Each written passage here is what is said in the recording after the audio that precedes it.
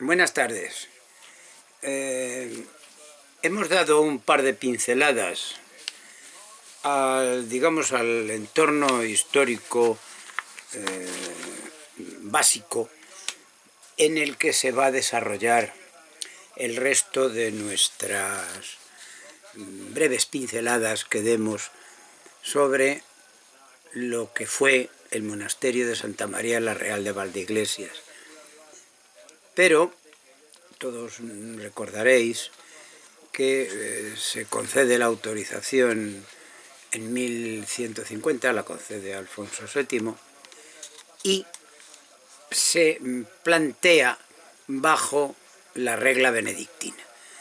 Y eso creo que es conveniente conocer un poco qué hay detrás de la palabra benedictino. Y para ello voy a recorrer a un artículo que Jaime Galeana tituló San Benito de Nursia, biografía y análisis de su regla. En él nos cuenta que las normas que prescribe San Benito en su regla dieron lugar al modelo a seguir por la comunidad monástica, tanto masculina como femenina, durante gran parte de la Edad Media, convirtiéndose en un documento fundamental de la cultura europea.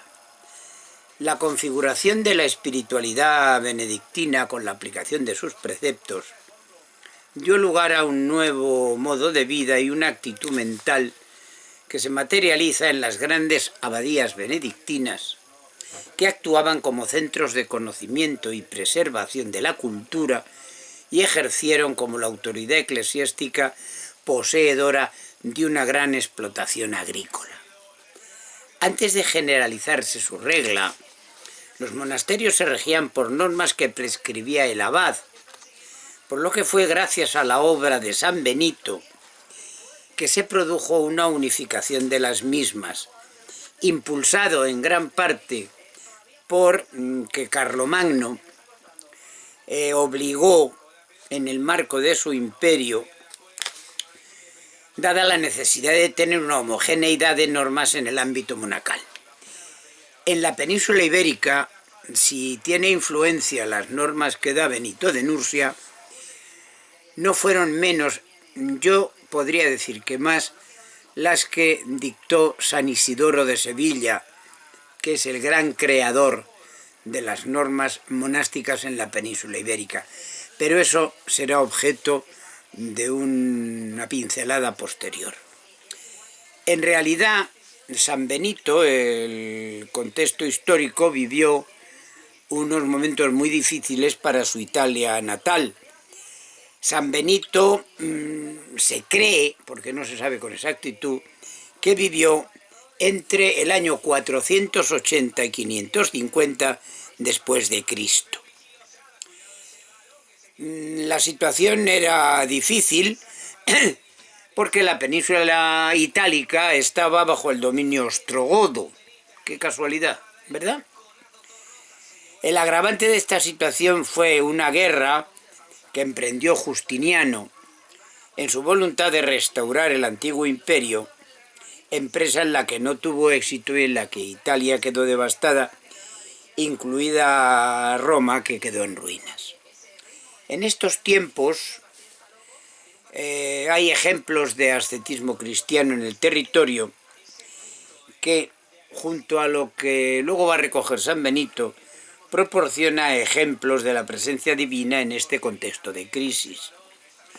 La población romana, que tras la dominación bárbara, la peste y la guerra se sentía abandonada por Dios, tuvo en la existencia de santos en su alrededor una fuente de esperanzas para las personas del momento.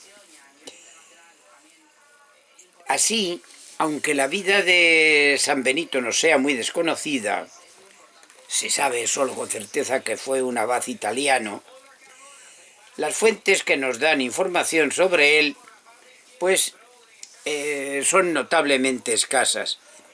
La principal es la vida de San Benito escrita por el Papa Gregorio el Grande 45 años después de la muerte del santo, en el marco de un compendio de vidas de figuras importantes de la Iglesia. La visión del Papa fue responsable de la extensión del culto a San Benito, pues lo describe como un hombre santo capaz de hacer brotar el agua y de hacer posible caminar sobre ella, además de ser capaz de devolver la vida. No obstante, hay una notable ausencia de referencias cronológicas en esta descripción. Según el Papa Gregorio, San Benito nació en la provincia de Nursia, en Italia Central, en torno, como decíamos antes, al año 480.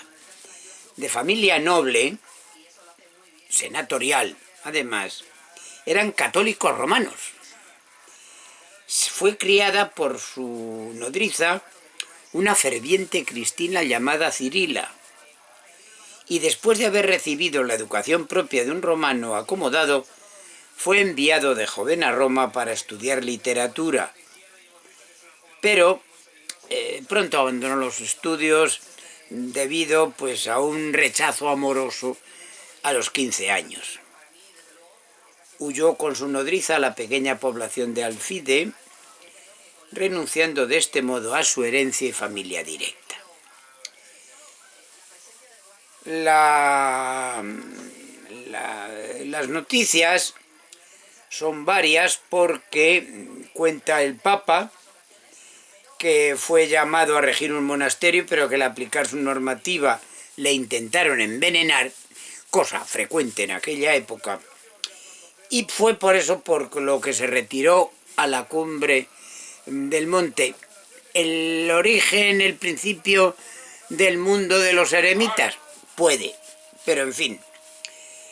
Lo cierto es que se fue al Monte Cassino y fundó allí su propio monasterio encima de las ruinas de un templo pagano en el año 529 junto a sus discípulos, a los cuales dirigió el resto de su vida conforme a la regla que él había elaborado. No se conserva el manuscrito original de la regla y los ejemplares más antiguos son una copia encontrada en Inglaterra fechada en el siglo VIII y otra hallada en Aquisgrán que envió el abad de Montecassino a Carlomagno, la cual es muy probable que se copiase directamente del original de San Benito. A grosso modo podemos decir que consiste en una guía para organizar una comunidad monástica, un edificio o un conjunto de ellos, dirigidos por un abad elegido entre los hermanos, los cuales debían ser admitidos después de un periodo anual de noviciado en el que se les pondría a prueba, y una vez seleccionados, debían permanecer en el monasterio el resto de su vida. Llegó un momento en que, en el siglo VIII, Carlomagno invitó a todos los monasterios de su imperio a seguir la regla benedictina. Parece que hay antecedentes recogidos en la vida de San Severino, que ya redacta algunos principios que San Benito copió al pie de la letra. El santo, es curioso, fue muy crítico con algunos tipos de monacatos. Por ejemplo, rechazaba a los ermitaños, porque defendía la importancia de vivir en comunidad, y también a los giróvagos, porque al ir errantes pidiendo limosnas, ni construyen ni sirven a la comunidad. Benito tomó el modelo cenobita: buscar la vida espiritual en el monasterio como manera de conseguir la santidad, orientados con una regla monástica tutelada por un abad en el caso de los monasterios masculinos o una priora en el caso de los monasterios femeninos. Que paséis buena tarde.